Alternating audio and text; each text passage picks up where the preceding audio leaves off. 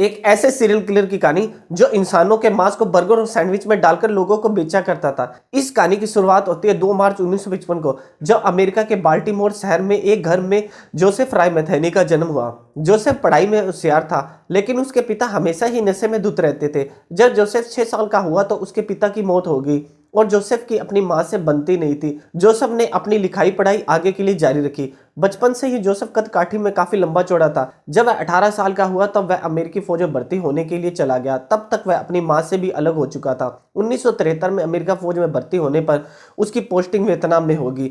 Vietnam में रहते हुए उसका फौज से मन उबर चुका था। जब वह कुछ साल बाद वापस अमेरिका आया तो वह वापस फौज में नहीं गया। अब वो ज्यादा समय ड्रग्स के नशे में ही रहता था। ड्रग्स लेने के दौरान उसकी मुलाकात एक लड़की से हुई। वह लड़की सेक्स वर्कर रह चुकी थी। दोनों में प्यार हुआ। उन्होंने साथ रहने का फैसला किया। जोसेफ घर चलाने के लिए ट्रक चलाने लगा।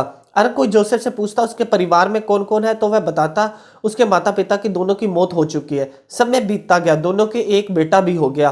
फिर साल 1993 आया। जब जोसेफ ट्रक लेकर कई दिनों बाद घर वापस आया तो वह देखता है उसकी गर्लफ्रेंड और बेटा दोनों लापता है। वह दोनों की तलाश काफी समय तक करता है, लेकिन दोनों का कोई पता नहीं चलता। कुछ दिन बाद कहीं से पता चलता है कि उसकी गर्लफ्रेंड बच्चे को लेकर किसी और के साथ कहीं चली गई है। जोसेफ के मन में एक और डर था कि उसकी गर्लफ्रेंड कहीं उसके बच्चे को किसी गलत हाथों में न सौंप दे, इसलिए वह उनकी तलाश हर उस शख्स से पूछताछ करता है जो उसकी गर्लफ्रेंड को जानते थे। समय बीतता गया। 1 साल बाद 1994 को वह एक दिन पुल के किनारे 2 लोगों को मिलता है जो उसकी गर्लफ्रेंड को जानते थे, लेकिन दोनों उसकी गर्लफ्रेंड के बारे में कोई जानकारी नहीं दे पाए और गुस्से में जोसेफ ने हथौड़े से मार मार के उन दोनों की हत्या कर दी। उन दोनों की शव को वही नदी के किनारे फेंक दिया, लेकिन इस पूरी घटना को एक मछुआरे ने देख लिया, इसलिए जोसेफ ने उसकी भी हत्या कर दी और उसके शव को नदी से काफी दूर फेंकाया और कत्ल में उपयोग हथौड़े को भी वहीं फेंक दिया।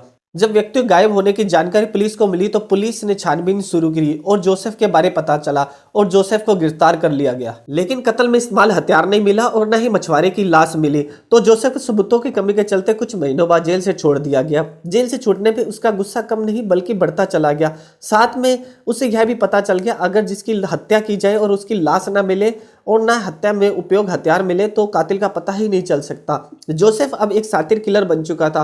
अब उसके निशाने पे वे लोग थे जो उसकी गर्लफ्रेंड को जानते थे या उसकी गर्लफ्रेंड के साथ ड्रग्स लेते थे। साथ में सेक्स वर्कर भी जोसेफ के निशाने पे थे। जोसेफ को गुस्सा लगातार बढ़ता जा रहा था क्योंकि उसकी गर्लफ्रेंड की वजह से उसका बेटा उससे दूर हो चुका था, इसलिए वह उन सभी को लोगों को मारना चाहते हैं जो इसमें इन्वॉल्व थे।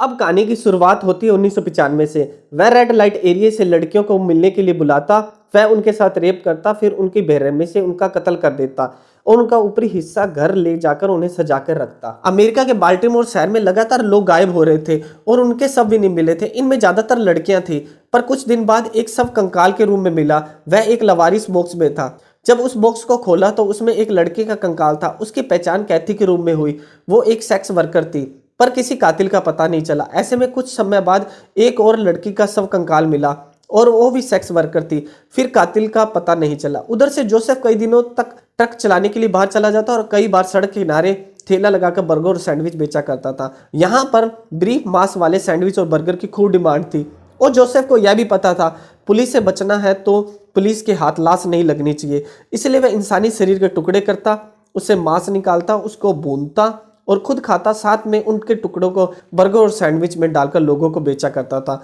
और जो हड्डियां बच जाती है वह काफी दूर फेंक आता था। यह सिलसिला काफी समय तक चला, पर साल 1996 को एक दिन जोसेफ ट्रक लेकर अपने शिकार की तलाश में निकला और उसकी मुलाकात सेक्स वर्कर रीटा कैंपर से हुई। उसने ट्रक में उसे लिफ्ट दी और ड्रग्स भी दिया। वह उसे फैक्ट्री में ले गया जहां पर वह रहता था, पर रीटा को यहाँ कुछ अजीब सा लगा। वह वापस जाने की जिद करने लगी, पर जोसेफ ने उसे रोका, उसके साथ रेप करने की कोशिश की, साथ में मारपीट भी करने लगा। लेकिन रीटा के हाथ ट्रक में रखा एक हथौड़ा उसके हाथ लग गया। उसने हथौड़े से जोसेफ पे हमला कर दिया और वहां से भागते हुए पुलिस स्टेशन पहुंची और अपनी रिपोर्ट दर्ज की। पुलिस तुरंत घटनास्थल पर पहुंची जब तक जोसेफ वहां से भाग चुका था। फैक्ट्री में पुलिस को उसके गुनाहों के बहुत सारे सबूत मिले। अब पुलिस ने उसका स्केच बनाकर उसकी तलाश जारी रखी और 15 अगस्त 1996 को एक फोन कॉल से जोसेफ की जानकारी मिली। पुलिस ने तुरंत वहां पहुंचकर उसे गिरफ्तार कर लिया। साथ में हत्या में इस्तेमाल हथौड़ा भी उससे मिल गया। अब जोसेफ पर पूछताछ की गई। जोसेफ ने 10 लड़कियों समेत 13 लोगों की हत्या करने की बात कबूली। और उसने बताया कि वह अपनी गर्लफ्रेंड के धोखे से ऐसा बन चुका था। अब उसे कोर्ट में पेश किया गया। कोर्ट में उसे फांसी की सजा सुनाई गई, लेकिन 2000 में फांसी की सजा को उम्र कैद में बदल दी गया। अब वह उम्र कैद की सजा काट रहा था और 5 अगस्त 2017 को जोसेफ को हार्ट अटैक आने से उसकी जेल में ही मौत हो गई। पर कई मीडिया रिपोर्ट से यह जानकारी मिली है कि कैदियों ने उसकी पीट कर हत्या कर दी। सच जो भी हो, बाल्टीमोर में खौफ बन चुके दूसरा नाम सीरियल किलर का अंत भी एक रहस्यमय रहा। ऐसी क्राइम स्टोरी सुनने के लिए हमारे चैनल को सब्सक्राइब करें।